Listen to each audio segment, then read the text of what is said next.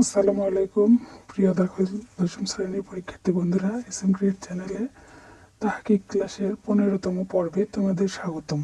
তো চলো, কালকে সুলাসি মুজারাদের বহুল ব্যবহৃত 8টি ভাব কিভাবে নির্ণয় করতে হয় সেটা শিখিয়েছি। আজকে চলো আরও গুরুত্বপূর্ণ 4টি ভাব কিভাবে নির্ণয় করা যায় সেগুলো সম্পর্কে জানব।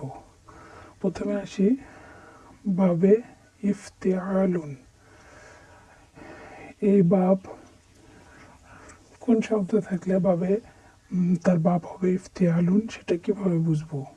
সেটা বুঝবো যে এই ভাবে ফা কলেমার পূর্বে হামজাতুল ওসল এবং ফা ও আইন কালেমার মাঝখানে একটি তা অতিরিক্ত হবে। এখন চলো হামজাতুল ওসল কি এটা জেনে নিই। ওসল শব্দের অর্থ মিলিত করা বা সংযুক্ত করা। হামজাতুল ওসল হলো এমন হামজা যা বাক্যের শুরুতে উচ্চারিত হয় এবং মাঝে রহিত হয়, অথবা এই যে সাকিন হরফে পৌঁছার জন্য শব্দের পূর্বে অতিরিক্ত যে হামজা যোগ হয় বা অতিরিক্ত যে হামজা হয় তাকে হামজাতুল ওয়াসল বলা হয়। তাহলে উদাহরণে আমরা একটু প্রয়োগ দেখব যে এই ভাব কি, এই ভাবে ফা কালেমার পূর্বে হামজাতুল ওয়াসল। এই যে আমরা জিমটা দেখতে পাচ্ছি, এটা হলো বাক্যের ফা কালেমা, নুন হচ্ছে আইন কালেমা আর বা হচ্ছে লাম কালেমা।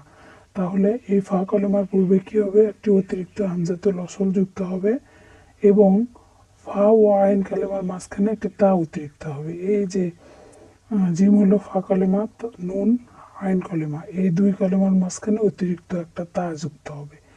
এইরকম যদি কোনো শব্দ থাকে তাহলে আমরা বুঝবো যে প্রথমে হামজাতুল ওসল, ফা কলেমা ও আইন কলেমার মাঝখানে এরকম যদি তা থাকে তাহলে আমরা বুঝে নেব যে এর ভাব হলো বাবে ইফতিআলুন।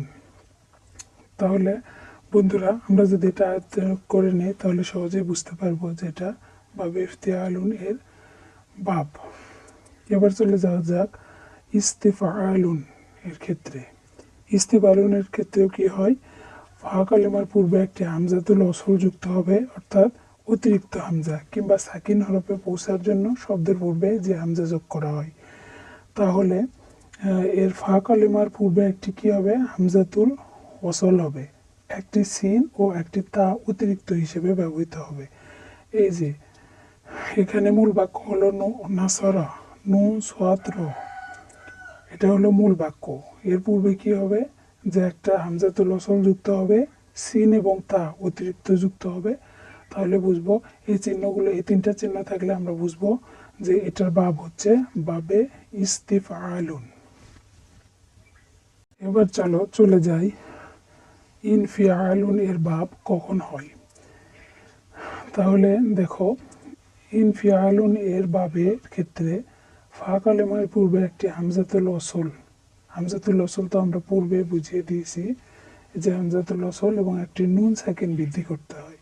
তাহলে তোমরা যদি কোনো শব্দের মাঝে দেখতে পাও যে একটা হামজাতুল ওসল, অর্থাৎ শব্দের শুরুতে হামজা এবং তারপরেই যদি নুন সাকিন থাকে, তাহলে বুঝে নিতে হবে যে এটা ভাবে ইনফিআলুন এর মাজদার। কত সহজ উপায়ে বুঝিয়ে দিচ্ছি, তাই না? তারপর চলে যাওয়া যাক ইফআলুন এর ভাব কখন হবে। এই ভাবে ফা কালেমার পূর্বে হামজাতুল কতই বর্ধিত বা বৃদ্ধি করতে হবে। তো এখন চলে যাই হামজাতুল কতইয়ের দিকে। হামজাতুল কতই সম্পর্কে আমরা জেনে নিই যে কতই শব্দের অর্থ হলো কেটে দেয়া বা বাদ দেয়া।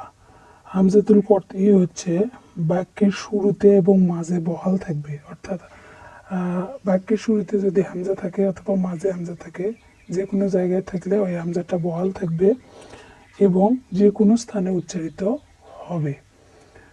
যেটা আমরা হামজাতুল ওসলের ক্ষেত্রে উল্টোটা দেখি, যে এটা বাক্যের শুরুতে উচ্চারিত হয় কিন্তু মাঝে রহিত হয়, আর হামজাতুল কতই হচ্ছে বাক্যের শুরুতে অথবা মাঝে যে কোনো স্থানে বহাল থাকে। এটাই হলো হামজাতুল কতই।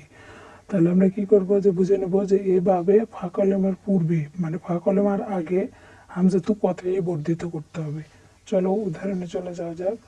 উদাহরণে আমরা দেখতে পাচ্ছি করমা, কারমা, কাপ ফা কলেমা, র হচ্ছে আইন কলেমা, মিম হলো লাম কলেমা।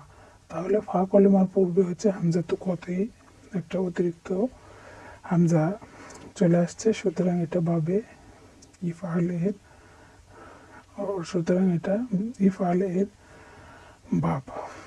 তো বন্ধুরা, আজকে আর দীর্ঘায়িত করবো না, আজকে এই পর্যন্তই। সবাইকে ধন্যবাদ। আমাদের ভিডিওগুলো বেশি বেশি লাইক, কমেন্ট, শেয়ার করে দিও এবং চ্যানেলটা অবশ্যই সাবস্ক্রাইব করো। আসসালামু আলাইকুম।